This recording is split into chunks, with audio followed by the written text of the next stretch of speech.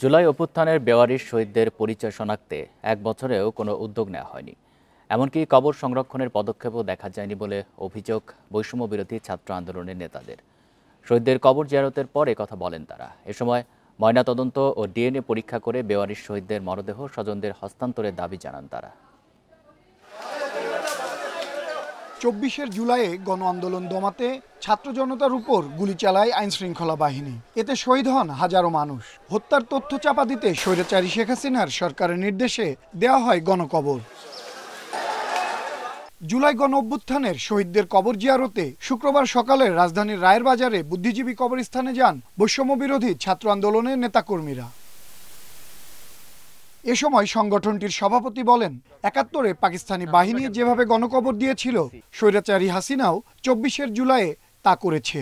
তবে এক বছরেও বেওয়ারিশ শহীদদের পরিচয় শনাক্তে এবং গণকবর সংরক্ষণে কোনো উদ্যোগ না থাকায় ক্ষোভ প্রকাশ করেন ছাত্র নেতারা।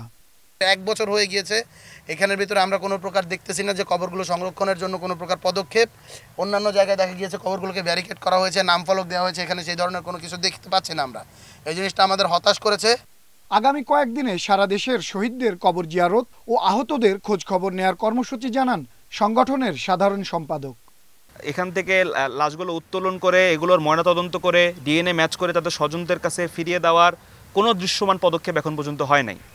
পরে রাজধানীর মোহাম্মদপুরের জেনেভা ক্যাম্পে শহীদ রনির পরিবারের সঙ্গে দেখা করেন নেতারা।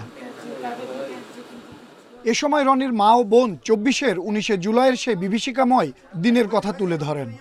তারপরে তাকে সর্দি হাসপাতালে নিয়ে যাওয়া হয়, সেখান থেকে ফেরত দিয়ে দিতে যে আপনারা উনাকে নিয়ে যান, নাহলে আমরা পোস্টমর্টম করব। আমার স্বামীও নাই, আমার একটা ছেলে ছিল, আমার ছেলেও নাই।